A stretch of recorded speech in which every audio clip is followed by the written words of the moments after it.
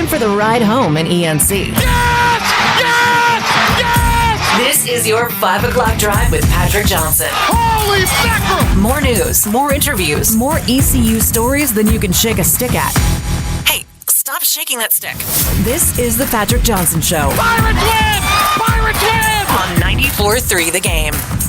All right, hello again, everybody, and welcome. It is the Patrick Johnson Show. We are in the Williams Hall of Fame at ECU, Williams Arena, Minges Coliseum. A little bit of a change today from some of our normal goings-on because of the fact that, just logistics. So Sonnhalter, Jay Sonnhalter, joins us here. He kicked Zach Kaplan out of the I did seat. not kick him out. Yes, you did. You showed up, which I had no faith you would show up on time. By the way, Dom Szoke, great job setting up as always. Dom, I just came in. He even had the earpiece ready. Since my earpiece is broken, I'm throwing it away. The hell with it. I'm sick of it. I don't make that kind of TV dough like Kaplan, so I can't afford those high-dollar earpieces. Yep. I get the cheap stuff. So, but they had an over-under that I would not be here till 5 minutes before the show. And he was here 5 minutes and 38 seconds before the show, and I guessed the under, so I got it right. So you got the under and you got it right. He of little faith was Szoke. What did you win? Yeah, what did you guys bragging rights to tell Dom that. See, they should have bet something. And I bet stuff all the time, don't we? Yeah, we got to bet big dollars on it. Well, we don't bet dollars. We bet other things. Sonny and I will bet, although we've bet dollars before, haven't we, on something? Yes, I think we have.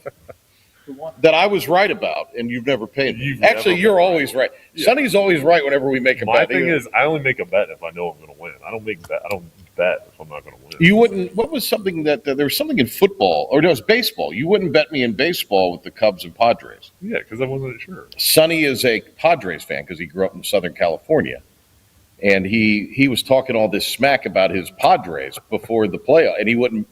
I mean, it was like a friend. Let's do a dinner or something like that, and he wouldn't even do it. So, okay, wait. Here's the issue. Here's the issue with this, guys. I didn't want to go to dinner. Neither one of you come to Greenville, and one of you lives east of here, and one of you lives west of here. How the hell are y'all ever supposed to bet anything but money? You can't bet a beer. You can't bet dinner because the two of you, no matter how much I ask you, neither one of you will ever show up to Greenville and hang out. You guys are always somewhere else. All right. Sonny's here a lot. He'll come hang out. I'll tell you what Sonny does. Don't bet dinner with him because you're going to go eat somewhere, some vegan sort of garbage. If it's food, you ain't eating it with Sonny. You're going to eat like vegan stuff. I'm going to eat good. It might be healthy. I mean, I'm good to eat healthy, but it can't be.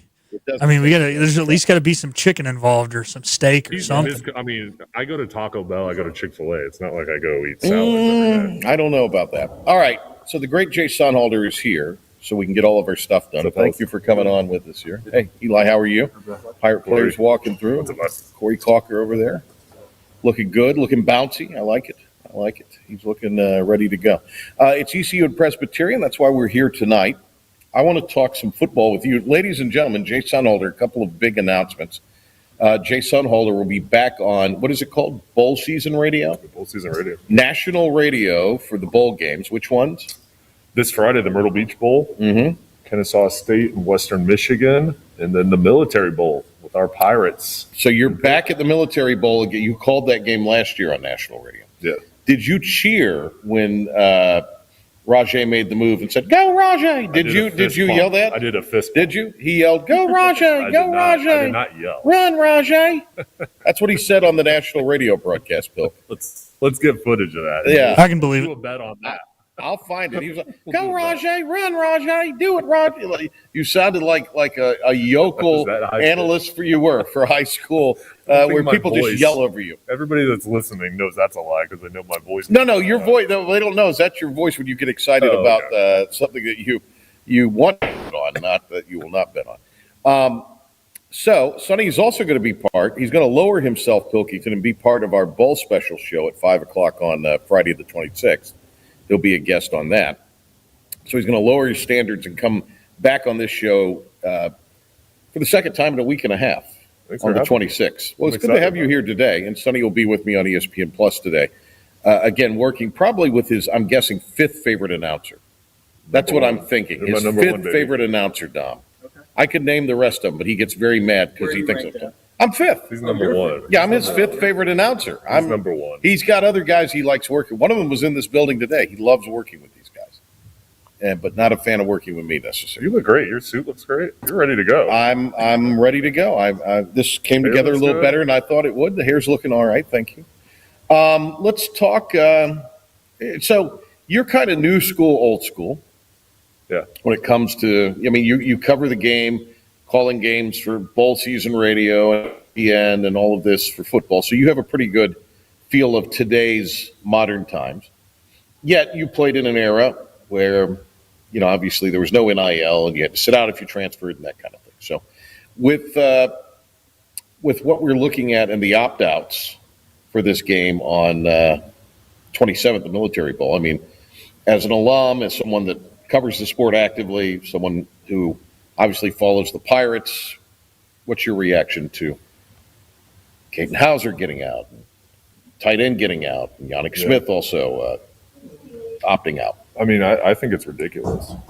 I'm on the outside, so I don't know everybody's individual case, and I'm on the outside looking in. So certain guys may have certain situations, or there's more there that I can't expand on. But just from my view of it, I think it's nonsense. I think it's soft. I think it's all of that. Because if you're a player, you come here and you should have pride in the program. And you're working in the off season, you're working with your teammates for a goal. And right before you get to one of those goals, you're backing out. I think you lose a lot of respect. And these guys obviously don't care, but I don't know how they can say they're Pirates when you're backing out. You're not really a Pirate. Okay, what if they played in the bowl but still transferred? Are they a Pirate then? I still think, to me, I know it's the landscape's different today, but if I was in school, I would, whether it's East Carolina or someone else, I wouldn't want to transfer to 3 schools. Right. But you did transfer. I did transfer. I was at Wingate because I only played 1 year of high school and transferred. But right. That's right. Different. You're not. But moving up from the D2 ranks, I think, is a lot different than making parallel moves, right?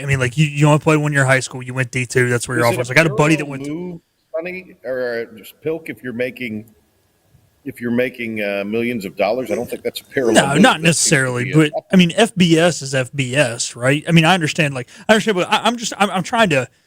I'm being the crotchety old man and helping Sonny out here. I'm on his side, saying that the jump from Wingate to ECU is totally different. I had a buddy who's same deal, right?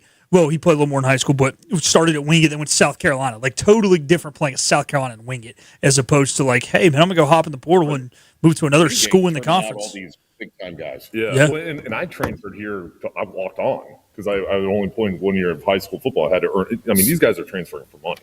Sure. That's the deal. Do you fault people for doing that? I know the landscape is different now. I'm just, my thought is, if I'm coming here and there's a lot of donors and a lot of people that have been loyal to these guys and contributing money, it would be very hard for me when I've been taken care of and that we're going to offer them more money to be leaving. That would just be hard for me. That'd be hard. Now, when you say more money, you mean more than what they got last year? Yeah, I don't know the details. I'm just saying if you get $1 million and you're worth more, you can get $2 million on the open market. I'm sure we'll offer more money to keep it close. I view college as kind of a special sacred time, and I don't know how these guys are going to have great. If somebody asked them in 5 years where you went to school, what are you going to say? I went to 3 schools. Where do you? Well, where did you get your degree? That would probably be if you end up getting it. Well, that's the thing; they're not going to get them. Well, that's true. Yeah, I just think if you're happy at a place, I don't know. I'm not in that circumstance, and I know money what makes people. Yes, money makes people very happy. What'd you say? Money makes people very happy. Well, and it's different for every player. If you're getting offered $5 million, that's a little bit different than $25,000. But I just think if your whole goal is to have a great college experience, if you're happy, if you're at a place you like, I would find it very hard to leave for just a little bit extra money. How easy is it? So I think the thing with there's 2 things with Hauser. I don't fault him for.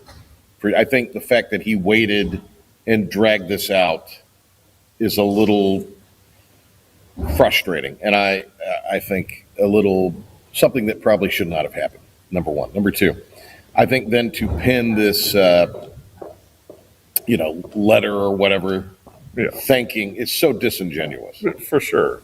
And I mean, and I hate to be knocking the kid, but I mean, just you've made your thing. Move on. Don't put out this flowery.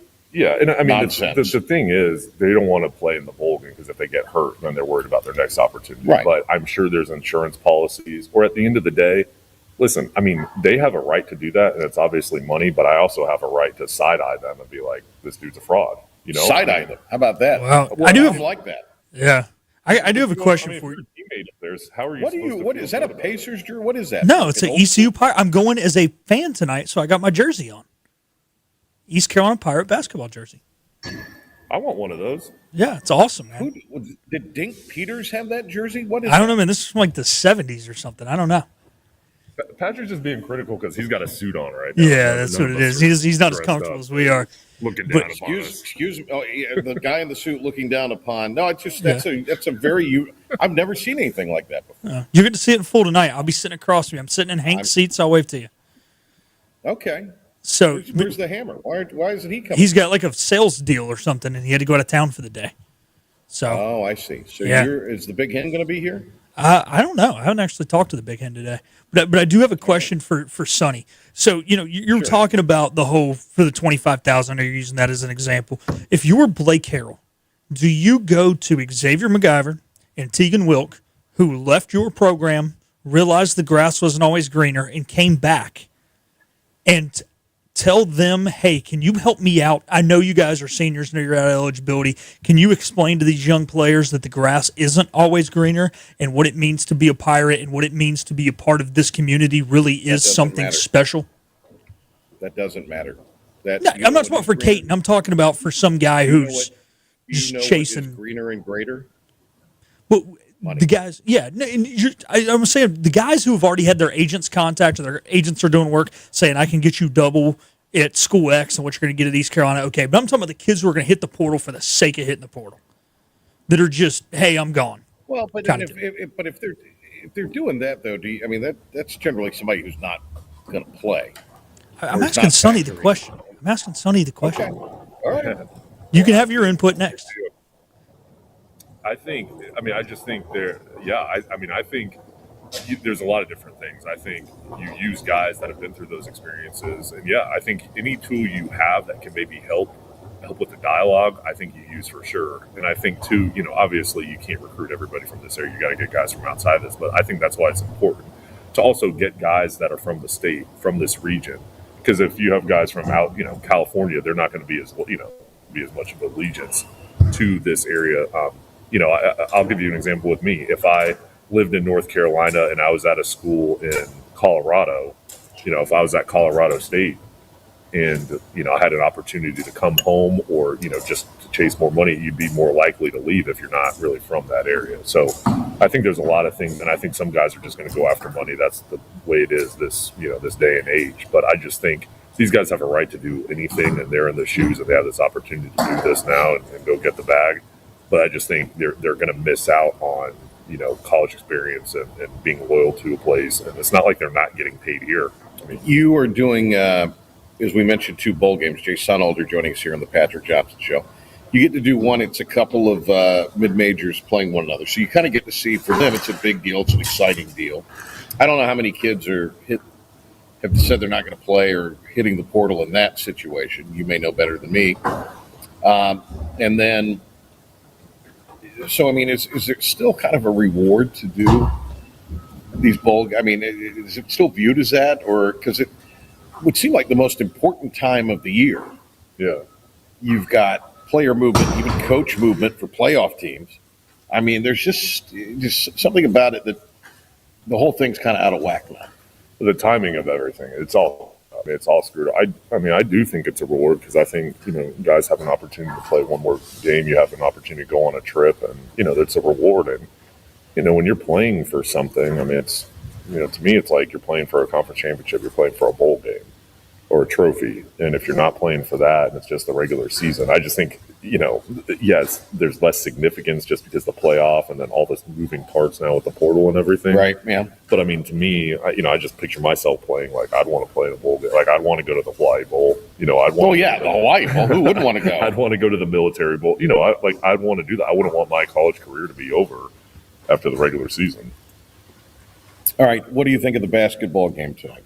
I think the confidence that East Carolina got winning the other day is going to hopefully carry over, and I think there's momentum to coming back from 21 down against Buffalo. That's a Buffalo team that's 9-1.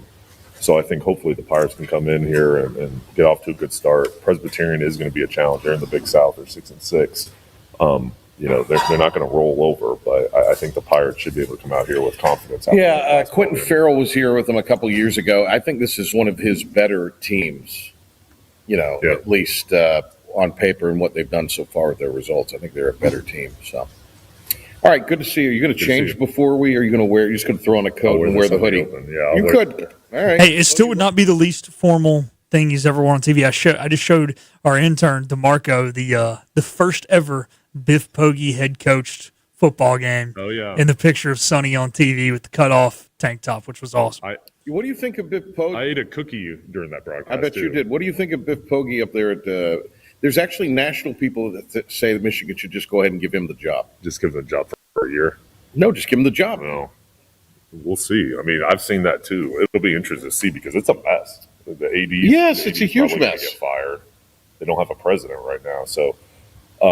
What do I think about him? I actually was a big fan of his, even though I know you and Jason Sane both. I mean, I talked with him and was behind the scenes, was impressed by him, but obviously the record at Charlotte wasn't good. Sure, there's a lot going on there behind the scenes that it probably wasn't conducive to winning. But I think that thing at Michigan is a mess, and I'm a Michigan fan.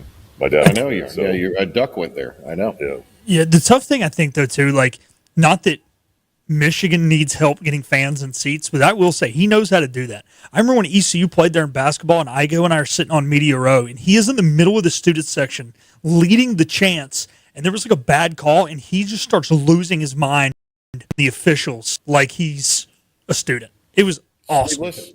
Was he sleeveless? Yes. Why don't you go sleeveless tonight? Why don't you go guns out tonight? Guns out. I'm good. I'm good. Okay. All right. See you later, Sonny. Thank you for coming by. Thanks for having me. Appreciate it. You can listen to Jay Sonnhalter on Bowl Season Radio with the Myrtle Beach Bowl. What time is that on Friday? 11 a.m. Oh, my God. And then 11 a.m. on Saturday, the 27th. Sonny will be on our bowl special for the Patrick Johnson Show at 5 o'clock on the 26th. And Sonny tonight on ESPN Plus. With me, Presbyterian in East Carolina. Thank you, Sonny. Good to see you. Thanks, buddy. All right, we're hitting a break. We'll come back. We'll talk a little more. We have some audio of college coaches talking about some screwed up things there.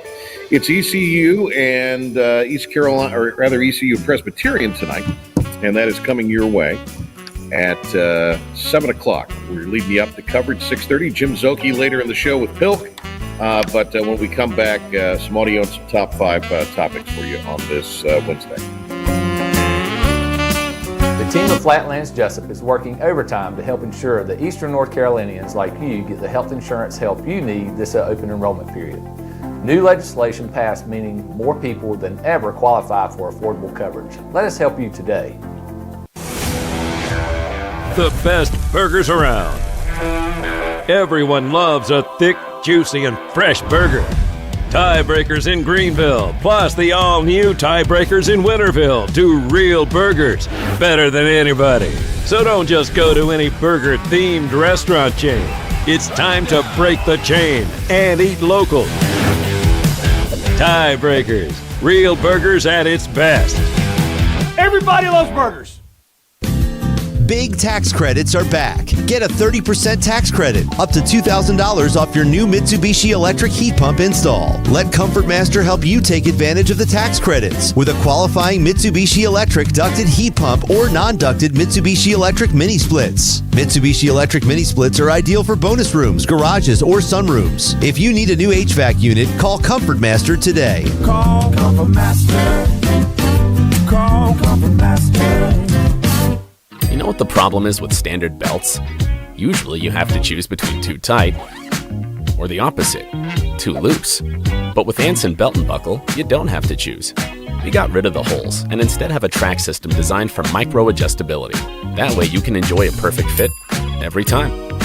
Anson Belt and Buckle. Find your perfect fit today.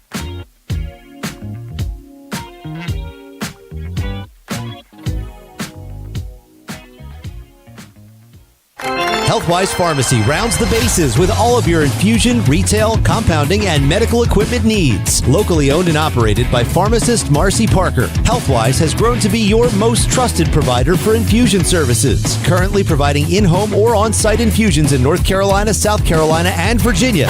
Visit Healthwise Pharmacy at 615B South Memorial Drive or call 252-295-0059 to speak to a patient service representative to find the option that best suits your needs. In this age of globalization, we've learned that bigger isn't always better. Ever tried to get phone help from a big corporation from a real person? Right. That's what's so nice about Phelps Chevrolet. After more than 50 years serving our community, Phelps remains family-owned and operated. Mike, Daryl, Wave, West, Alan, and Clay deliver hometown service and integrity, same as always. They share your experience, they share your values, and they are ready to help with any motoring need. Come get you one. Tired of the 1-800 numbers advertising Medicare products? Flatlands Jessup has 6 offices all throughout eastern North Carolina. Get face-to-face help from our local award-winning licensed team. Stop by today. Flatlands Jessup, your whole world covered. Beep, beep. Move over, Buttercup. We're back to the show. We're back! And I love them! This is the Patrick Johnson Show on 94.3 The Game. All right, Don, yell at these people. Don't quiet on the set. Hilk, I tried to get Don to tell people to yell quiet on the set to these people that are just over there carrying on, but he won't do it.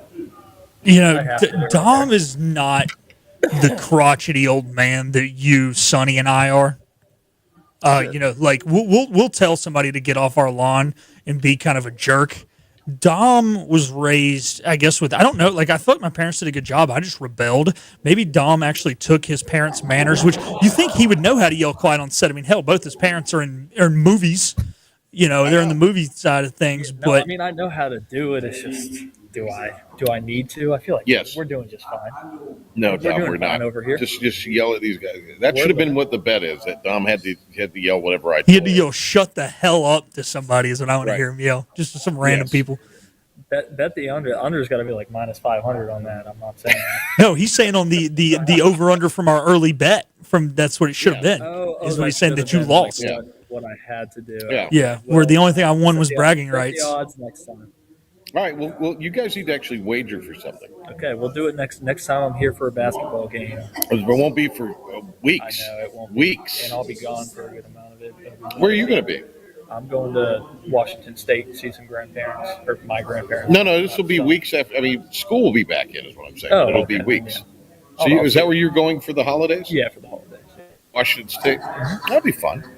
When do you leave? Monday. Oh, okay. Come back Monday to Monday. Okay. Pilk, who's producing our pregame? Probably me. I'll probably be hosting and producing, if I had to guess. Pilk's a superstar. Pilk and I are going to be doing the pregame together, which we did one earlier in the year, didn't we? I thought it went great. One with Joey we had Football, fun. and you and I did one. Yeah, no, we had a good time.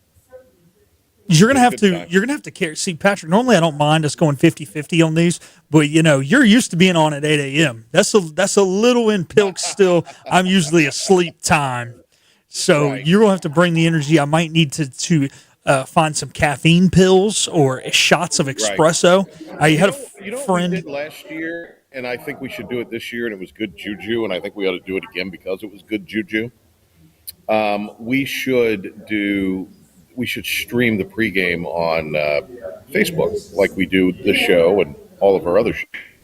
I'm down to do that. That had one of the biggest numbers we've ever had last year. Well, and the fact that it's an 8 a.m. on a Saturday and people are probably going to be sitting there drinking their morning coffee, listening anyways. Sure. It'll probably be easier to pull it up on their TV on, Facebook and YouTube apps than it will be to do the IBX Media app and you got to sit next to the speaker and all that. That is my that's my requirement for doing this. All right, sounds good. We can do it. Put it on the Facebook and the YouTube. YouTube, you've heard of YouTube? I'm just getting accustomed to it. I'm sure you are. I was going to say, how old was Dom when Charlie Bit Me came out and YouTube started? Is what I want to know. I don't know what year that was, but Charlie Bit Me was like the first ever viral video. Yeah. Is there anything you need? No, I don't. All right, we're on the air, by the way, Sonny. Thank you. All right, Sonny here talking to me. So we could hear him too. We had to have Sonny on. The reason we had to, if Dom had yelled quiet on the set, people would have heard. Sonny would have heard us. Should I say it now? Well, no, everybody's leaving now. Well, so they're still right there. Yeah, but they can't. They're getting their. Which, by the way, I got. What is over there? It's a pretty sweet little. Okay. Oh, the Christmas ornament. It's a Christmas ornament, yeah. A magnet? No, it's not. It's a Christmas ornament. Should we get you one, Pilk, since you always miss out on these things? I do always miss. I would love to have one. Because I think I'm going to be showing up about 10 minutes before tip. Can you do that? Sure. All right, I'm going to mute your mic. I'm doing everything here today. I'm noticing, as they say. Hey, Coach, how are you? Hey, how are you? The Dom's getting you one of those, so you got it, Pilk. That's what I win for the bet. I was going to say I get one and he doesn't. That's what I get for winning the bet. But damn, he already got one. So you're going to see Dom tonight? I can go up there to Media Row, maybe, or say hey. Do you bring that? You should have to. Don't make him go to Media Row since he's a ticket buying member of the fan base tonight. Since you lost the bet, yeah, because I'm punctual. Since you lost the bet, you have to take it to him. He doesn't need to go up to you. It'll be just fine because I'm doing the scoreboard updates right next to where he's. But you have to take it to him and hand it to him. And here's what I want. Since you guys have screwed this up, okay, I want you and him to do one of these things where you are holding it and you're passing it to him and you're shaking hands like you're presenting a check. And somebody needs to take a picture of this and send it to me. Oh, God. Okay, I will put my roommate Thomas on the video. He will video it and text it. Is this not a good thing? This is what this is all Dom. Dom's the one that took because you lost the bet. But we didn't set a wager. I just did. I set a post-wager set of consequences. I guess it could be worse. It could be a lot worse. It could be a lot worse. So those are the things. Sonny, enjoy that meeting there. Sonny's got to go meet with the... Did y'all mention that it was 38 seconds off? Doesn't matter. Yeah. It was a good line. Doesn't matter. Yeah. So I want you to take him the ornament. Mm-hmm. I want you to shake his hand and present it to him like you're giving him a check. Okay. And I want video or photographic evidence of this. Okay.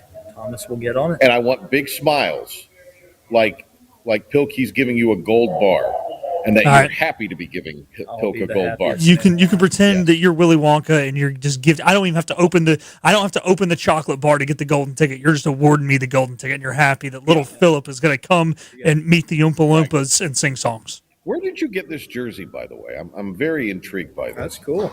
I don't know if I can disclose that. Is it like a retro thing? Yeah, it's a retro thing. I don't want to get people. Yeah. Let me see the number. 30. Oh, that's a legit jersey. Cool. Wow. Good for you, Pilk. This is the type of gatekeeping you see when people slide up on Instagram stories asking where the food is, and they don't tell you. I don't know if you know much about that. What in hell are you talking about? What is Instagram? I guess maybe this is for the younger viewers that are watching. Yeah, I'm sure. By the way, is Mother Kasulki watching today? I'm sure she is. Okay, because baby boy Dom is on with us, the young Howard Stern. Yep. There we go. So what is this trend on? Someone will post good-looking food on Instagram. They'll slide up and say, "Where's it at?" And they'll give you every answer but where it is. So Philip is gatekeeping where he got his jersey from. He's given. I can't give it to you. I can't do this. So can't do that. A friend of mine, she made candied bacon BLT. Is that nice? Could that be? Sure. Could I text her back and say, where's this at? Yeah. Okay. And then if she gives you like a lock symbol and an X, then she's not telling you. There you go. There's the Is that the symbol? That's the gatekeeping? Okay. That's a form of it. Wow. I'm learning. I'm learning new stuff too. PJ, you're not the only one. Oh, you're aging out of this stuff, Pilk. I am. Teach you guys the ways. Obviously. I mean, I hang out with you and Igo. Igo's got 2-year-olds. Gatekeeping. What's up? Quiet down, Pilk. The X and the lock means you're gatekeeping. Sure. I mean, that's a form of it. That's a form of. Or you could just not tell them and be like, "Oh, I got it from this place." Kind of like Pilkington's doing. Yeah, exactly. I'll be honest with you guys. I'm more trying to protect other people by not telling them. None is? None of your business. None of your business. Pilk, shut your mic off. Good Lord. You've never talked this much in this show in the history of the world. I'm choking and dying most days because I'm trying to fight off sickness. And you just sit there and you yawn. And now you won't shut up when I'm trying to talk to Don. I bring out the person. God knows. I don't know what's going on, but just pipe down. All right. Do we have the cuts from Eli? It's Eli Drinkwitz and who else, Pilk? Of course. He's being funny now, saying he can't talk. The other guy is some coach, Ole Miss coach Pete Golding. Okay. I like the Pete Golding one, so let's play that one first. Okay. He, of course, was the defensive coordinator, made the permanent head coach. And they did that, I think, so they wouldn't get punished in the college football playoff rankings. They just went ahead and said, no, he's not an interim. He's our head coach. He was the defensive coordinator, and this is what he had to say when you're talking about all this stuff we were just talking about with the portal, guys transferring all of this, all the money that's changing hands and that kind of thing. Here it is. This is what's his name, Pilk? Pete Golding. Pete Golding, the now new Ole Miss coach, had to say. My opinion of what college football used to use was the NFL. And so you had elite players that wanted to get to NFL because they wanted that payday. Well, they've already got it now. All right, so they've got nice cars. They're in nice condos. Some of them live in the country club by me, right? They've already got what you used to have to work hard to, right? They have. And so at the end of the day, if there's not that interior motivation to want to compete and want to be the best player at my position and want to be the best team in the country, to want to leave a legacy, right, for this team that's never been done here before, right, then you're going to fall short. And I think that's what gets lost in the recruiting process when you just go back to the tape and you're watching the tape. Like, does the guy love football or does he love what football could do for them? Fair or foul that the players are living in the same area as the coach. I've lost my earpiece now. So, gone from you. This will be the second one I've broken today, if that's the case. Found it? Well, just Pilk can talk now. All right, you're allowed to talk now. Okay. Don't tell him not to break Igo's earpiece. Igo will get mad at him. That's Steven's earpiece from his show. You can't break Steven's earpiece there, Patrick.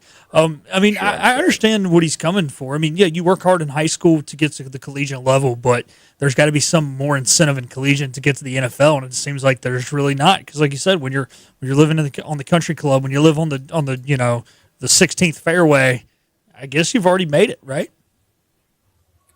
Seemingly.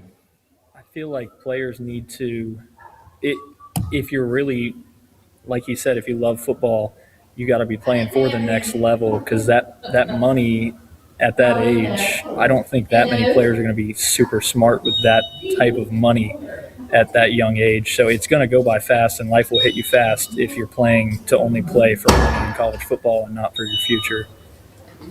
Eli Drinkwitz, the coach of Mizzou. I don't know how long this was. It seemed like it was pretty lengthy, but I thought it was interesting. Yeah, I don't know if we'll get through the whole thing. I might tell you when we put the pause on it, Pilk. But let's play that. Let some of that go here. But I thought he was kind of saying some interesting things. This is from yesterday. Tampering is at, the highest levels. There is no such thing as tampering. It's just because there's nobody that's been punished for tampering. And so everybody on my roster is being called. I had a dad call me and say that, and I called the head coaches at their schools, that this school and this school and this school called, and they are offering this much money. And, it's you're putting a lot of pressure on young men. We're paying them as 1099 employees a lot of money. We're not offering any type of retirement. We're not offering any type of health benefits. And it's we've worked around a system and then tried to create that as the system, instead of creating a functioning way of moving forward and making sure that it works for everybody. And whether that's collective bargaining, whether that's making them employees, whether that's antitrust legislation that protects everybody, the commissioner or the SEC or the NCAA from lawsuits, something needs to be done. Because, again, TV viewership may be at an all-time high, and that's awesome. And gambling on sports may be at an all-time high, and that's great. I got no problem with that. But what about the well-being of the student athlete? What about graduation rates? What about tax implications? What about handling and understanding financial literacy? What is their life going to look like after 5 years of college athletics? Is it going to be better because they participated in college athletics, or could they be in a tougher situation? And all right, so that's kind of the gist of what he said. That's kind of the main part. I think he makes some great both guys have made great points. And here's what's interesting. Both guys are SEC coaches. So it's not like they're speaking from a G5 perspective, although, I know Drinkwitz was at App State for a while, but I think he makes some tremendous points there, guys. Both of those guys did. Both those coaches did. I only heard some of it because I was gone again, but I know you're all over the place today. Yeah, I'm flying around, but it's kind of similar from the little excerpt I heard to what I said. Just where is your life going to be after college football if you're not making it to the next level? Right. That's really all I heard about it. Well, but then the thinking on all of that is, well, if we are doing that, we're in a position to make our money now in case we do get hurt. Again, I kind of understand it from the player's perspective, what they're thinking. And it's so fleeting, you can't think long term in a lot of these cases. And for a lot of these guys, this will be the only time they'll earn a paycheck to play football. Absolutely. So, yeah, I get that. I do think sometimes you got to strike while the iron's hot, but also you can't do it to the fault where you don't have a degree, right? Because if you're 22 years old, 23 years old, and you come out and you go to an employer and they say, well, did you go to college? Yeah, but I didn't finish. Did you go to a trade school and learn a trade? No. Did you go to the military? No. So what have you been doing?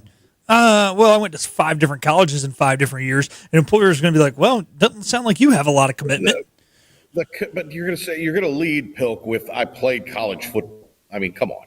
True, but I'm just saying, and I'm not saying a degree is everything. Plenty of people are successful at it. I'm not saying everybody needs to go to college or anything, but the point is like you should have something to fall back on, And I'm not saying, strike while the iron's hot, get the money while you can. I mean, it can set you up, especially if you use it wisely. But to Dom's point, most of them are probably going to go blow it. They're not going to invest it, and then they're not going to have a degree. They're not going to have been to a trade school and learned a trade, and they will have taken 5 years of gym and I don't know, some random philosophy class. Underwater basket weaving, yes. All right, let's hit a break. Come back, we'll do the top 5. Are you going to do the top 5 today? I'll be involved, but he's got the top 5. I know that, but will you participate in the Yes, top 5? Of course I will. Oh, my gosh. This is turning into quite a show. All right, we will be back right after this timeout here on the Patrick Johnson Show. Stay with us, top 5 to 5 when we come back. This is about you, your family, and the health of all who live in Eastern North Carolina. This is about the transformation of a health system into something more powerful and more human, about creating new ways to treat disease and keep you well. This is about ECU Health, which is to say, it's really all about you. ECU Health. Minds, hearts, purpose. You have a choice when you invest in insurance, and when you choose First State Insurance Advisors, you're working with people you can trust. Clark Stallings has deep ties in the community. His team, including Keaton Smith, Regina Asby, Phil Leva, Max Joyner Jr., Max Joyner III, and Ginger Smith, provides knowledgeable and professional advice. First State Insurance Advisors is an independent insurance agency. They offer all types of personal insurance as well as various types for business. Call or email First State Insurance Advisors today. We want to be your trusted choice agency.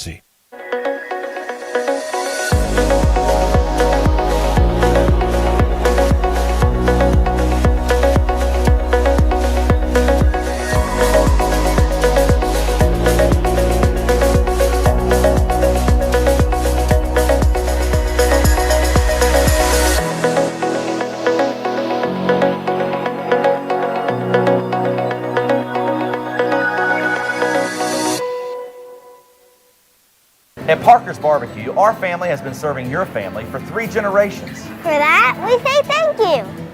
Blessing families every Thursday. Kids eat free all day. That's the Parker's way. Legendary food served from our 3 locations. Always quick, always delicious. That's the Parker's way. At Parker's, our mission is to impact our customers through Christ-like service in a way that feeds them both physically and spiritually. That is the Parker's way. Acre Station Meat Farm, along with Lane Angus Beef, bring you Farm to Fork Beef. Stock your freezers now with affordable beef boxes just in time for the grilling season. Farm to Fork Beef brings quality local beef to your family. From your traditional butcher shop, Acre Station Meat Farm. Come on down to Acre Station Meat Farm and find out why we're #1 in fresh cuts and friendly service. Acre Station Meat Farm, Highway 32 North, Pinetown. Storm season is approaching. North Carolina weather can damage your roof, and before long, a small leak can turn into a big problem. Your home is one of your biggest investments, so protect it with Wells Home Improvements. We work with all insurance companies for a hassle-free roof installation experience. Call us today and get 10% off your roof installation when you mention this commercial. 252-227-8403 or visit us online at wellshomeimprovements.com. Wells Home Improvements. Local, honest, dependable. Remember, get the podcast of the show on the IBX Media app or where you get your podcasts. I listen on my Apple Watch. Smart speaker. Listen while you work. I listen everywhere. The Patrick Johnson Show on 94.3 The Game. Did you get your girlfriend for Christmas? Can you say, or is she? Yeah, she might be listening. Did you get her something? Yes. Good stuff? Good stuff. Multiple things? Of course. Okay. Some jewelry, some... Hey, you said you weren't going to tell everybody. Pilk, what did you get your girl? Oh, that's right. That's a low blow. Ain't got one. Low.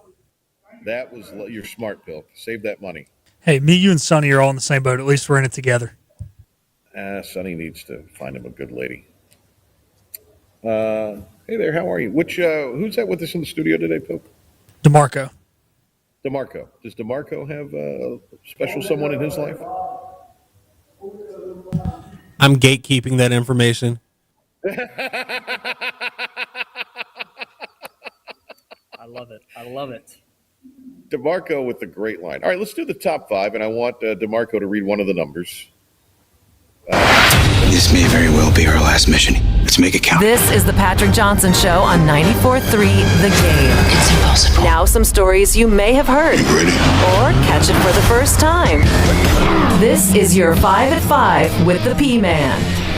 Despite being here so early before the show, I have no idea what's on the top 5 list today. Yeah, you were extra early today. Extra early. All right.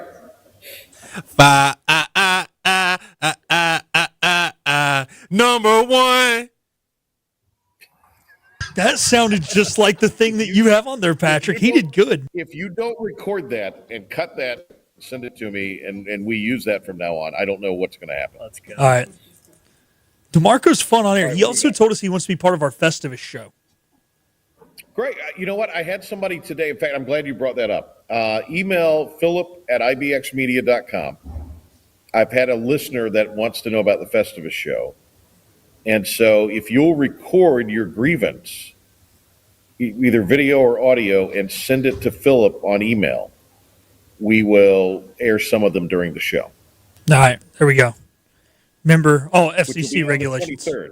Yes, it'll be on the Well, 23rd. we have to blank out, but don't. We're not going to put it on if it's ridiculous or you're going to make us do a lot of work to bleep things. Yeah. Unless it's really funny, and it better be really funny. So we'll do the Festivus.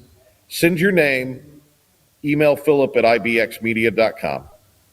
Is it the common spelling of Philip, or is it some weird spelling? No, 2 L's. All right, DeMarco, you could be part of the Festivus show on the 23rd as well. Just for saying top number one like you did, you're in. You will not be here, will you? I won't. I'll be gone. Will you record something if you have time? Possibly. Okay, that means no. All right, what do we got? All righty, number one. The Pirates are playing basketball tonight against Presbyterian, 4.5-point favorites against the Blue Hose. Pirates trying to build off a huge comeback victory over the Buffalo Bulls. That's what they are. They're the Bulls. Yep. I almost said Bison. That's a AAA baseball team.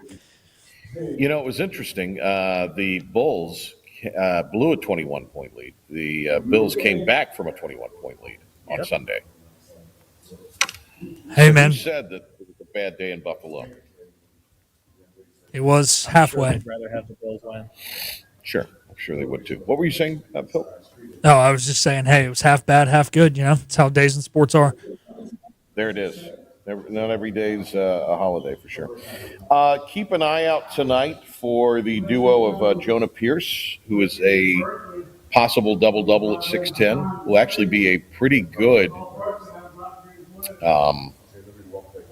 big that Pirates will face. And Carl Parrish is a guard out of Miami, who is a double-figure guy.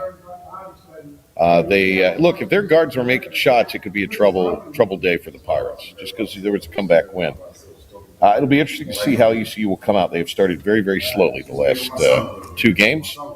Fortunate to win, you could argue, against Buffalo, and came up short against App State. You cannot fall behind a bunch of times and expect to come back, or expect Jordan Riley to have the S on his chest every game, which he's done in the second half of the last 2. All right, nobody has anything to add. Next. Number 2. Number 2, it is official. Jordan Davis will be the next offensive coordinator at East Carolina. He signed a 2-year contract about an hour before we went on the show. All right, there you go. Breaking news. A little breaking news for you. Again, this seems eerily similar to the JDB deal of a couple years ago. I think it's a positive thing. And I think he will do well, because I think he will have a coach that will not be over his shoulder lurking, not wanting him to run the type of offense that this team needs to run to be successful. Now, the big question is, what can they do as far as a quarterback goes? Who can they bring in as far as the quarterback goes? That's going to be the big thing right now. And I do believe this. The kid from UTEP, who's from North Carolina, and Igo says he has middling numbers, and that's certainly true, but he also played for UTEP. And they stink. I've got to weed through all these political texts I get during the day, Phil.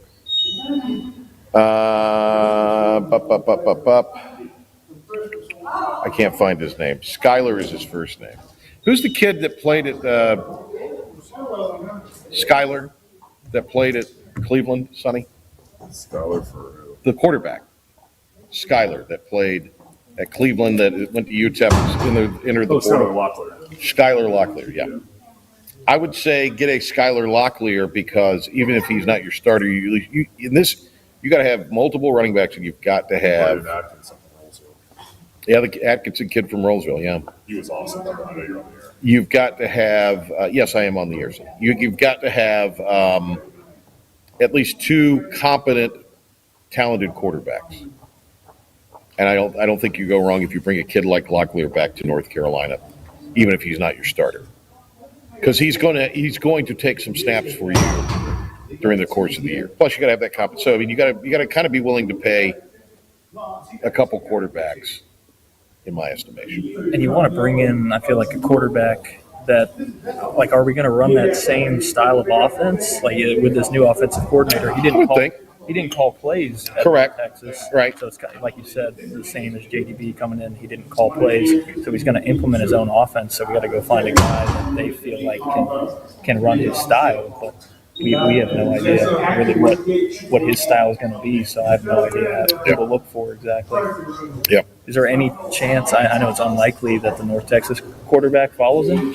Pretty unlikely, right? No. No, he's one of the. He's going to be one of the. But he might be the most sought after guy in the portal. He's either going to Oklahoma State with Morris, or he's going to some SEC school.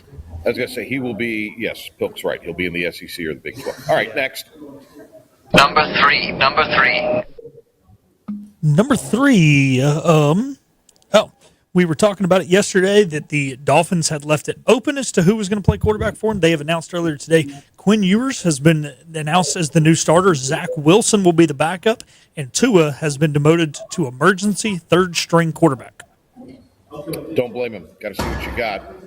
At this point, also tells him. I mean, what are you playing for? You're 6-8 now. Yeah, you're not. You're out of the. You are. They have the E beside their name in the standings, so they are eliminated. And Tua, I mean, he's shown you he can't play in the cold. He doesn't play well under pressure. He can't scramble anymore. His brain's probably the size of a pea at this point with all the concussions he's had. It sucks, but it is what it is. And lefties, it doesn't feel like lefties work in the NFL. No hate. You have to, if this tells me one of two things. You're trying out one of these other guys, Ewers in particular, or you are protecting your investment because they're going to bring him back, and he's so injury prone. If I am Kyle Gaskins and the rest of Finn Nation, I'm hoping that they're going to move on, but I don't think they're going to. I think it's the end of an era. I don't think it is. Now, Denver proved you can do it and still succeed. That's a lot of money to go against your cap. Yeah. Nobody else is going to pick it up. It's not like he would end up going anywhere else. There's a bunch of guys right now that, it'd be interesting to see what happens with them at quarterback. I need to make the list. I had it sort of scribbled out in my other studio one day. Okay. And the guy at Jacksonville is one of them, but he's obviously sort of played his way out of that. Talking about Trevor Lawrence? Yeah, just quarterbacks that might, it's fish or cut bait kind of year. But he's started to play better. It's a small sample size, but he has started to play better. I mean, their record overall is pretty good. You know what? They have beat up on AFC competition too. Yeah. They destroyed the Jets last week. I think Lawrence had like 4 or 5 total touchdowns. He was great. Yeah. They're going to go to Denver, though, this week, and that could be a rude awakening for him. And, Dom, to your point, though, with the Tua thing, I would 100% agree with you. In a normal circumstance, my only worry and concern on them moving on from Tua is just it's such a weak quarterback class. I think if they felt like they could get somebody, if this was a class with like 5 first-round quarterbacks, I think you're 100% right. That's the only thing that worries me. But to your point, they could still go get somebody else, like a Mac Jones or something. They could, but why would they not just run with? Unless Quinn Ewers or Zach Wilson. You've seen Zach Wilson. He can lead you to being like pretty, below mediocre. He can get you a better draft pick for that next class. Why would you run with a guy that's going to get you 7-8 wins? That's a good point. All right, next. Dom Kasulki on the NFL, ladies and gentlemen. 4. Already number 4. Oh no, he's going to be playing the whole season. Okay, you want to see what you have out of him, and he's played good the last 2 weeks. All right, he's injury prone. Could say that. We don't know yet. He wasn't injury prone throughout his whole career until he tore his meniscus before the rookie season, and it's been a little banged up. I think he'll be fine. All right. Number 4. Puka Nacua goes on a podcast and calls out the officials, say officials are throwing flags so they can get TV time. I agree with that. I don't even know what to think about that. I can't speak towards that particular, but I will tell you this, and I wish Sonny were back here. So Sonny called one of the state championship games last Friday, and it was in Keenan Stadium. It was prime time, 8 o'clock. This is broadcast all across the state of North Carolina on various television affiliates. It's streamed all over the world. And they had 3 penalties in the first half. And you know what they did in the second half? It was the ref show. It took them, Phil, 55 minutes to play the third quarter. Wow. Oof. And it's all because the officials not only were throwing flags, but they had one play where they met for 10 minutes. And these guys are getting state championship games? Exactly. And calling games I had 2 or 3 games this year where the same thing happened. All of a sudden, it's like the officials, hey, wait a minute. If I call a play, they'll put the TV camera on me. Mm-hmm. So I just rip them.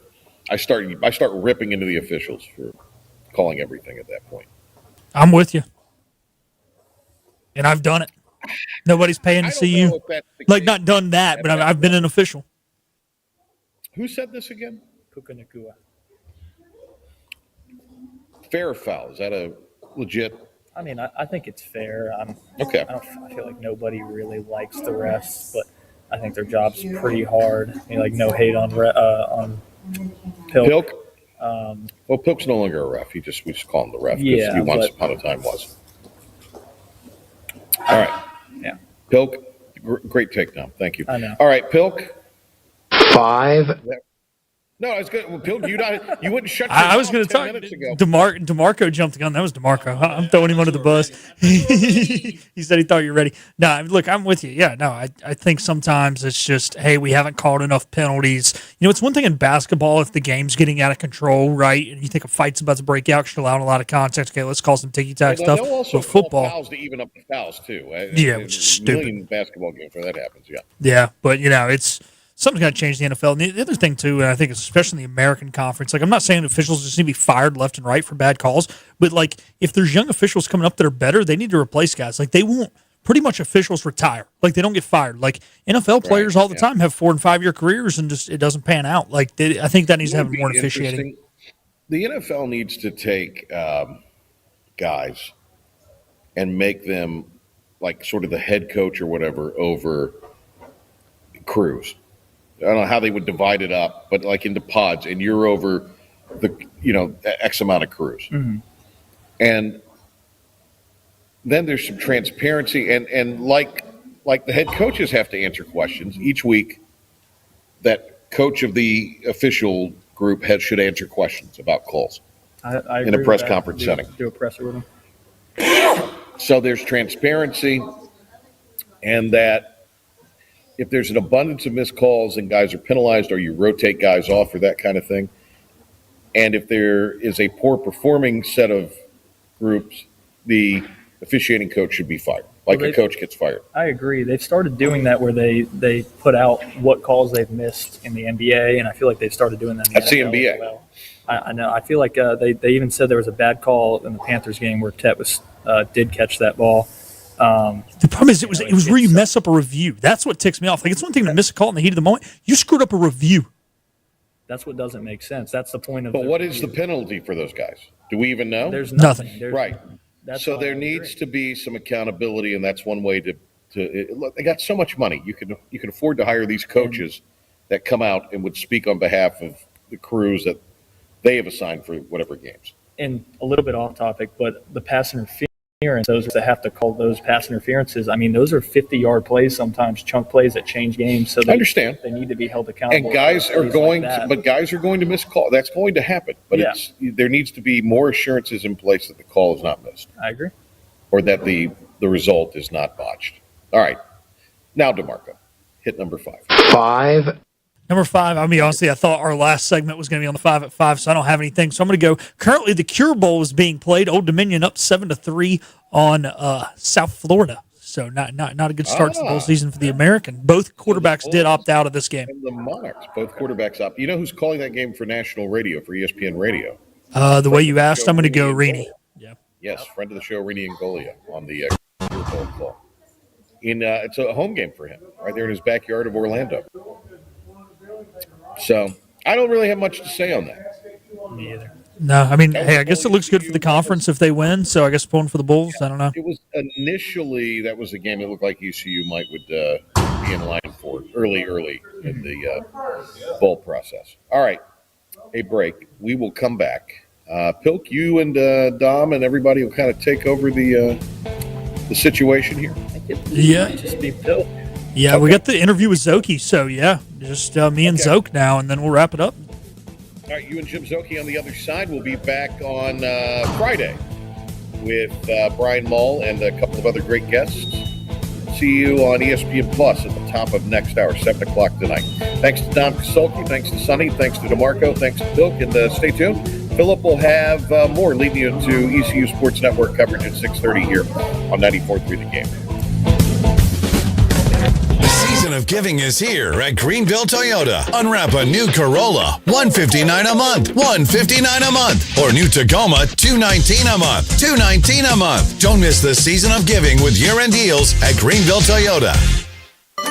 Your confidence makes everything look good. You see the world in vivid color, not black and white. Swing through your neighborhood Fantastic Sam's Cut in Color. And let our experienced stylists take you from everyday to extraordinary. Fantastic Sam's hair salons are locally owned and operated. Our full-service salons are conveniently located in Goldsboro, Kinston, Greenville, New Bern, Jacksonville, and Calabash. Stop in today at Fantastic Sam's, where the possibilities are endless. You know what the problem is with standard belts? Usually you have to choose between too tight or the opposite, too loose. But with Anson Belt & Buckle, you don't have to choose. We got rid of the holes and instead have a track system designed for micro-adjustability. That way you can enjoy a perfect fit every time. Anson Belt & Buckle. Find your perfect fit today.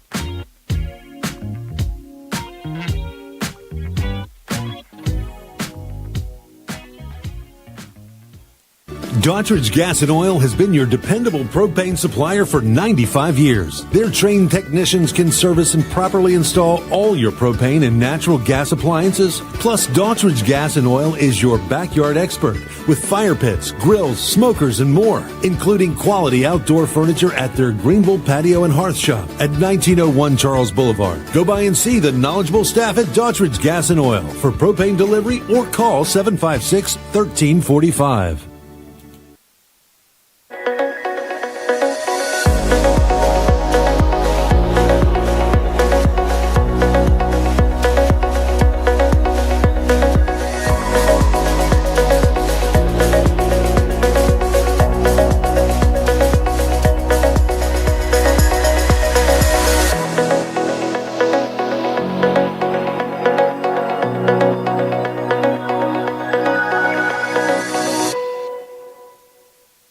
Other restaurants claim their food is fresh and fast, but are they friendly? At Moore's, you're treated like family the minute you walk into their doors, with locations in Winterville, New Bern, Swansboro, Morehead City, and Jacksonville. We've been practicing what we preach since 1945. At Moore's, our barbecue is slow cooked and smoked over real wood daily until it's so tender it's falling off the bone. Combined with our fresh chicken, cooked-to-order seafood, and homemade fixins, we're sure you'll agree. If it's not Moore's, it's less. Don't miss year-end deals during the season of giving at Greenville Toyota. Drive a new Camry, just $229 a month, $229 a month. Or new RAV4, $279 a month, $279 a month. Hurry in for the season of giving at Greenville Toyota.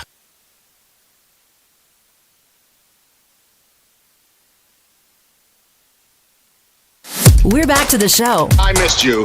We all missed you. Did you miss them? This is the Patrick Johnson Show on 94.3 The Game. Welcome back into our Wednesday edition of the Patrick Johnson Show as we lead you into network coverage of East Carolina and Presbyterian on the hard court. We are now going to shift gears and talk a little football. We're going to talk some Pirates. We're going to talk some Panthers. We're going to bring in the voice of Pirate football, Jim Szoke. Jim, how you doing on this Wednesday afternoon? Doing well, Philip. How are you? Good. I'm excited. We got a big basketball game tonight, coming off a big win, and then we got to talk about this upcoming weekend. I'm not as excited about football right now, just because I probably said some words Sunday afternoon after the Panthers game that I'm not allowed to repeat on air. But we'll save that for another time. But let's start by talking about the East Carolina Pirates. And, since we've had you on, Caton Hauser's hit the portal, Javante Connor's hit the portal, Yannick Smith has hit the portal. So, unfortunately, Jim, this is just the nature of the beast in college football right now. Now, the tough thing is they moved the portal back. They moved it back to January. We were hoping that this was going to stop some of the opt-outs, and as normal, we thought wrong. Yeah, there's always going to be the ones that are still going to be looking at the future, and I think there's always going to be some amount of impact. I think they probably need to move even further into the off season, but it's disappointing. But you're going to lose some big players. Everybody's going to. It doesn't matter who they are. You're going to lose some players, and you'd like to have guys finish out their seasons, which is disappointing. And of the ones you mentioned, obviously, I think the most disappointing is Caton Hauser, because from everything we saw, sounds like they made a really good financial offer to him, and he had the opportunity to come back and be, kind of a 3-year starter, 2.5 close enough if he came back, and he doesn't have to compete for his job, and you're being paid a lot of money. I thought it was a beyond fair offer. I don't know where he's going and what he'll end up making, but in terms of just having a place to call home and be a legacy player, all that kind of cool stuff, I thought he had that opportunity. So too bad that didn't happen for him, but again, in this era, I mean, they got a chance to go make money, 1 or 2 times, and you can't begrudge a young man for having that opportunity to go cash in wherever he ends up. Yeah, I'm with you. You can't. And in normal circumstances, Jim, I would have said, he's 100% gone. But what gave me a slimmer of hope is, Caton has never, until the year 2025, been handed the keys and said, you're our guy. And that includes at the high school level. He actually, his senior year, played alternating drives with another guy. I mean, how whack is that in high school? So that was what gave me the slimmer of hope that Caton Hauser would be in a Pirate uniform next year, because we know how much starting means to him. But was I just being, over optimistic, I guess? Am I crazy, Jim? No, I mean, I think I felt the same way. I felt like, because we had conversations off the air with folks that are involved with things, and I knew they were going to make a good offer. I don't know.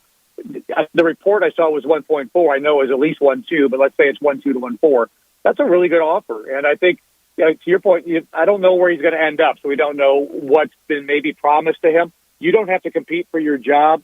He's already scratched the itch of being up in the Power 4 with Michigan State, where he shared the job with a not very good Power 4 team of Michigan State, the way they played that year. But again, I mean, I don't know all the circumstances, but what goes into his evaluation of where he wanted to be next. He's got one last year of college football, and it's up to him to make that. And he is one of hundreds and hundreds doing the exact same thing. So I can't get too mad at him. And let's enjoy the fact that we had him, and he was a big part of the success over the past 2 years of Pirates football. So, Jim, calling the collegiate level for the entire year is still relatively new to you. This is your 3rd year here with the Pirates, and it's new to everybody with this portal thing. And so as a play-by-play announcer, you are so good. I've been in the booth with you a handful of times. You pretty much have every player on both teams' name and number memorized. You check your sheet every now and again, but usually that's late in games. How in the hell do you prepare for a bowl game where you don't know until kickoff if a young man's going to be playing? And there might be guys who haven't touched the field all year. I mean, the only thing I can compare it to in your career, and correct me if I'm wrong, is going back to, I can't remember if it was week 2 or week 3 of 2020. The Panthers were hosting the Saints, and the Saints had 13 players out, and they were just promoting guys off the practice squad that we had never heard of. But how are you preparing for this while trying to juggle, hanging out with your family on Christmas and everything else that's going on? Yeah. Hey, family second. No, just kidding. You have to be.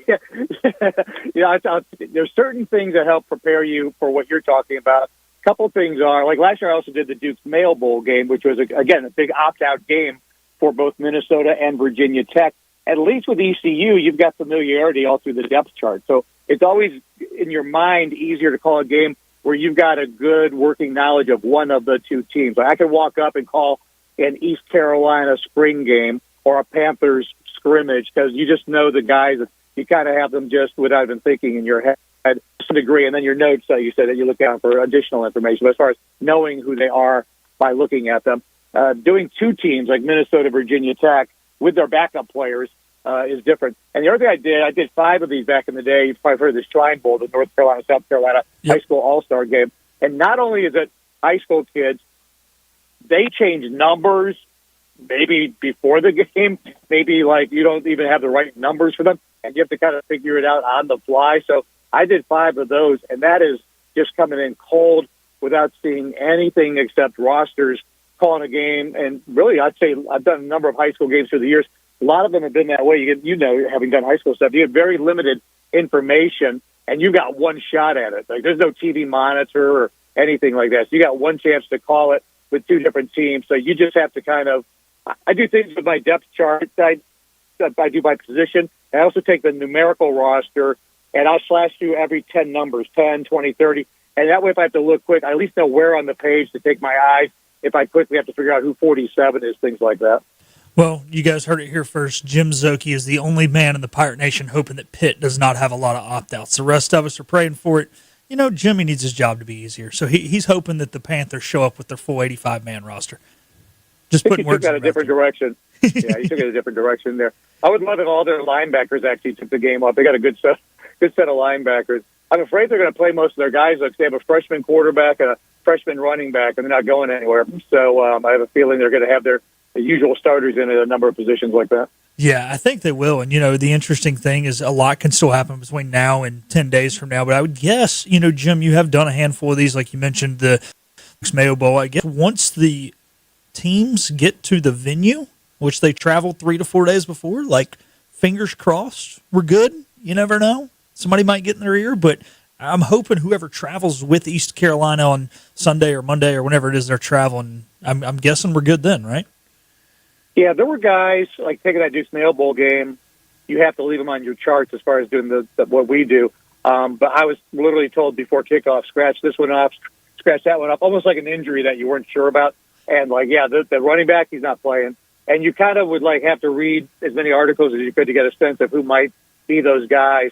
And it just is what it is. I mean, every team's dealing with the same circumstances for the most part. So you do just have to kind of flow with it. I mean, I think back to last year with ECU, Winston Wright opted out of the game.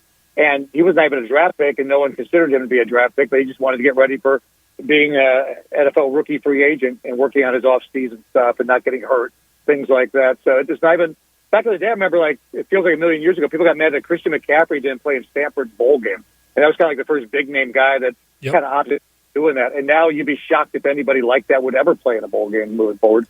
Yeah, no, that is I do remember that, and I remember people being upset. And now obviously Notre Dame not going to a bowl game, but Jeremiah Love declaring early for the draft. Had they been playing in a bowl game that was not the college football playoff, you would have expected that from him. And speaking of the NFL, Jim, let's turn the page.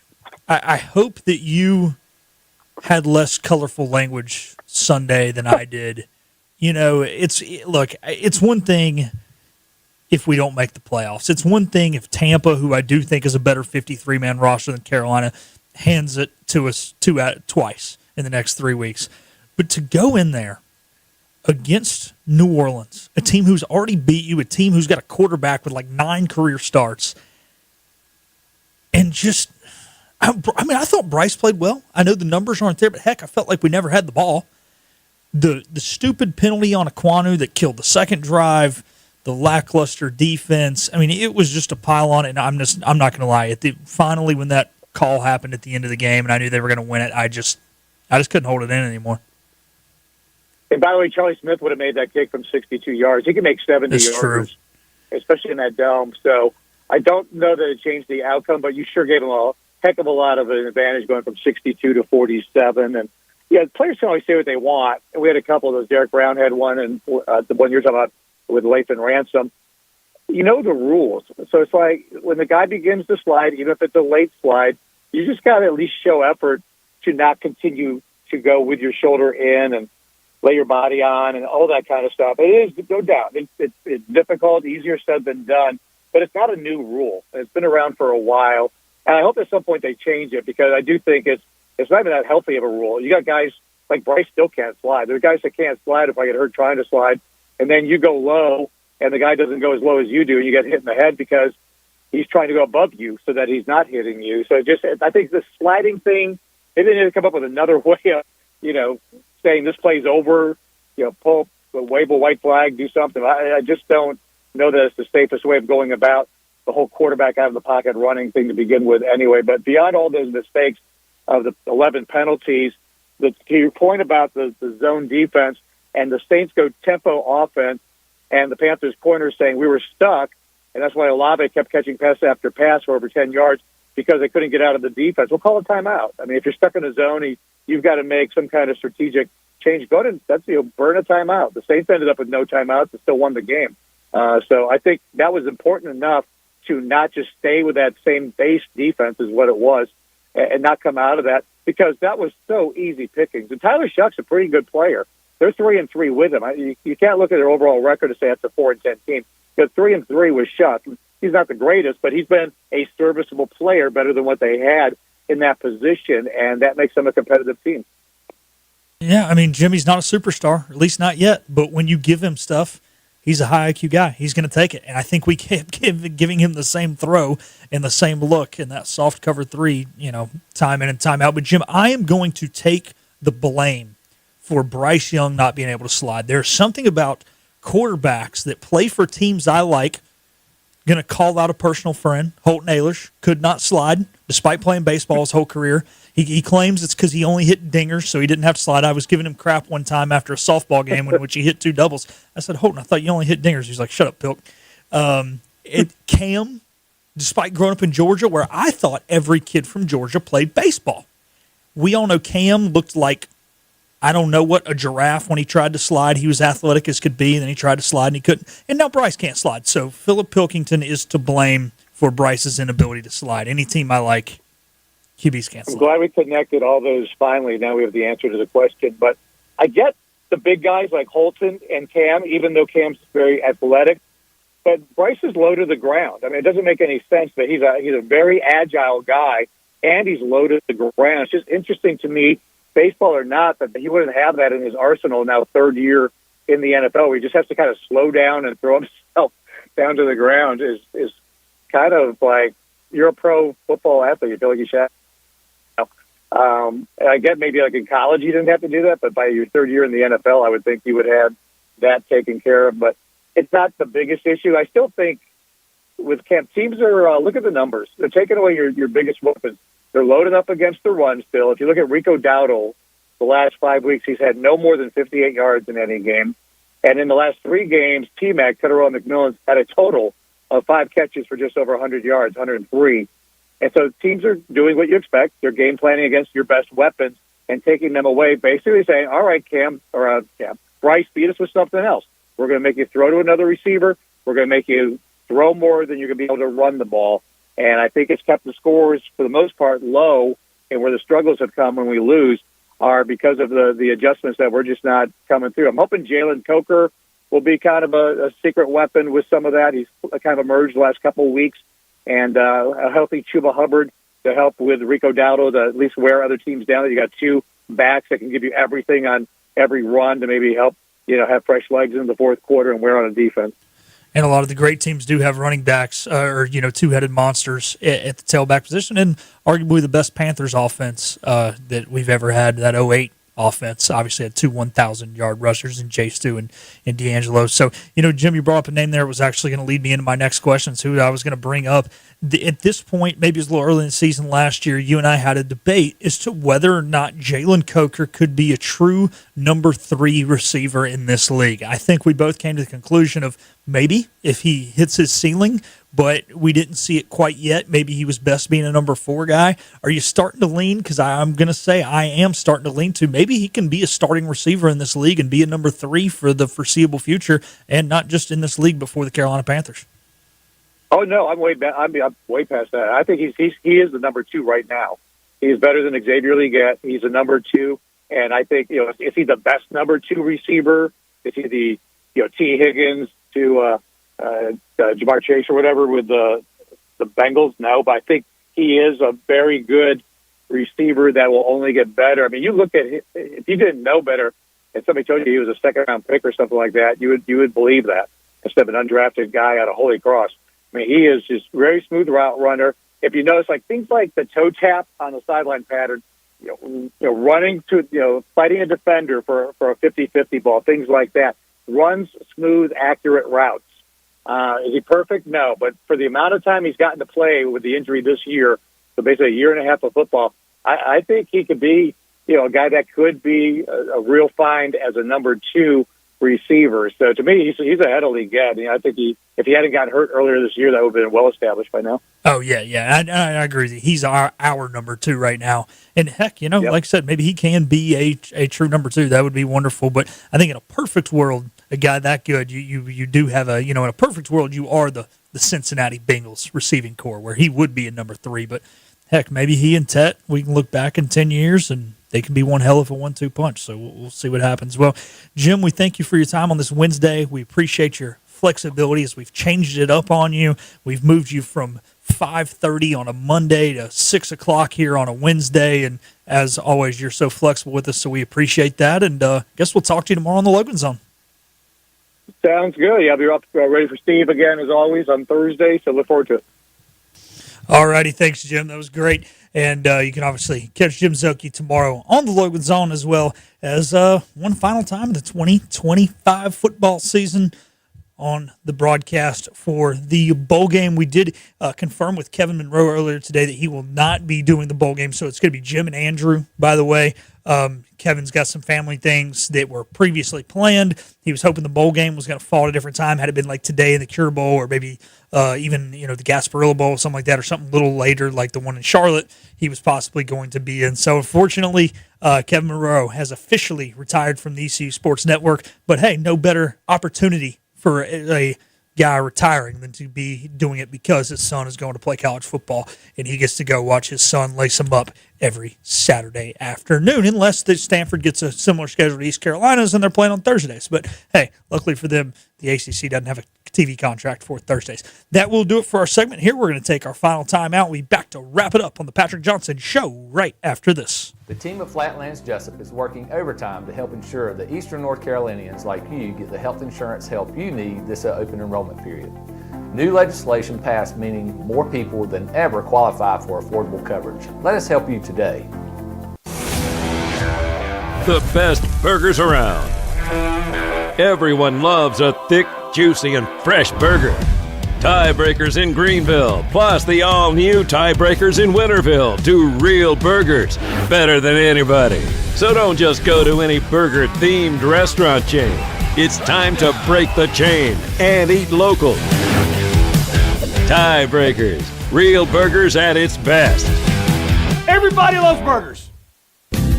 Big tax credits are back. Get a 30% tax credit, up to $2,000 off your new Mitsubishi electric heat pump install. Let Comfort Master help you take advantage of the tax credits with a qualifying Mitsubishi electric ducted heat pump or non-ducted Mitsubishi electric mini splits. Mitsubishi electric mini splits are ideal for bonus rooms, garages, or sunrooms. If you need a new HVAC unit, call Comfort Master today. Call Comfort Master. Call Comfort Master. You know what the problem is with standard belts? Usually you have to choose between too tight or the opposite, too loose. But with Anson Belt & Buckle, you don't have to choose. We got rid of the holes and instead have a track system designed for micro-adjustability. That way you can enjoy a perfect fit every time. Anson Belt & Buckle. Find your perfect fit today.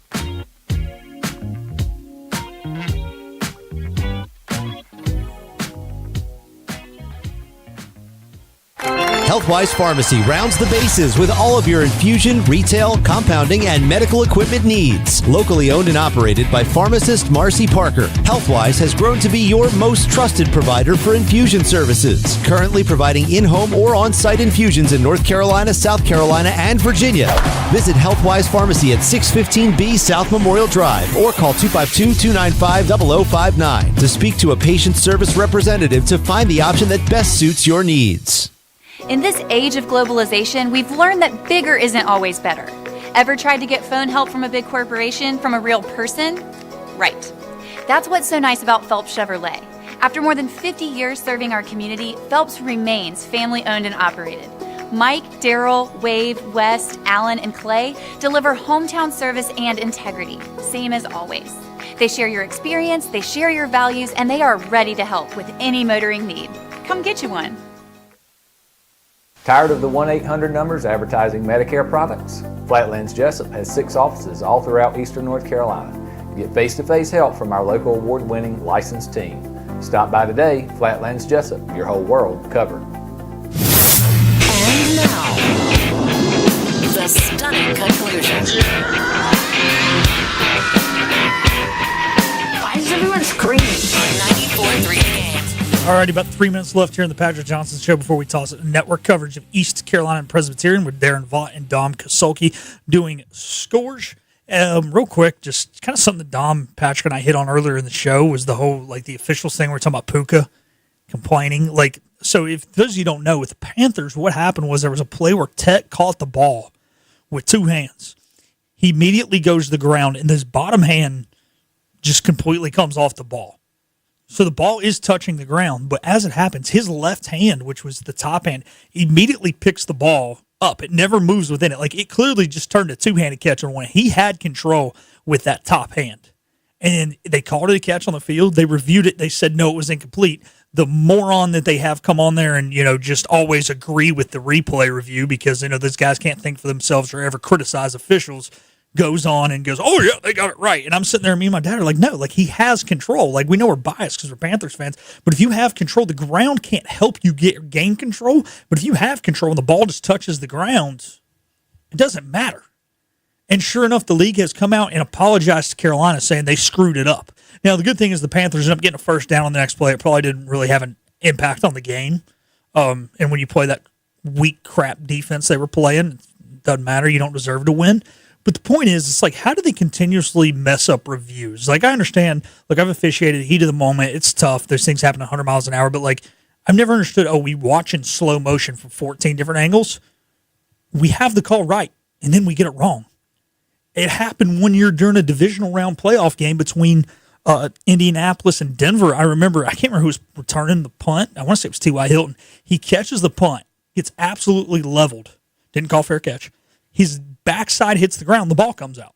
They go, he was down by contact. Well, in order to be down by contact, you have to still complete the process of the catch when you're catching a punt the same way you are when you're catching a football, or a forward pass. He did not make a football move. Therefore, just like how it would normally be an incomplete pass, it was supposed to be a fumble. And Denver was supposed to have the ball on like the 10-yard line. Well, they gave the ball to Indianapolis, even though they had it right originally, saying he was down by contact. So the point is, and I know people don't really care, I'm just ranting about a divisional round playoff game from the 2014 season. That was 11 years ago. But it's amazing how they, like, there's no accountability for screwing up a freaking review. It's ridiculous. Anyways, all right, I had to rant about something for 3 minutes. I mean, I had time to kill, so had to say something before our final commercial break. Anyways, that will do it for our Patrick Johnson Show today. We want to thank you guys all for tuning in. Thanks to PJ. Thanks to Dom on site. Thanks to Jay Sonnhalter for joining us. Thanks to Jim Szoke. Thanks to intern DeMarco for working hard and contributing to the show with his wonderful pipes there on the singing side. He sounded just like the guy from the thing. We are going to crop that and use it, by the way. So, all right, it was fun. Thank you guys for tuning in. Stay tuned. Darren Vaught will have network coverage of East Carolina and Presbyterian on the other side. Pirates and the Blue Hose doing battle live from Williams Arena, Minges Coliseum, as part of the ECU Sports Network. Have a great rest of your evening, Pirate Nation.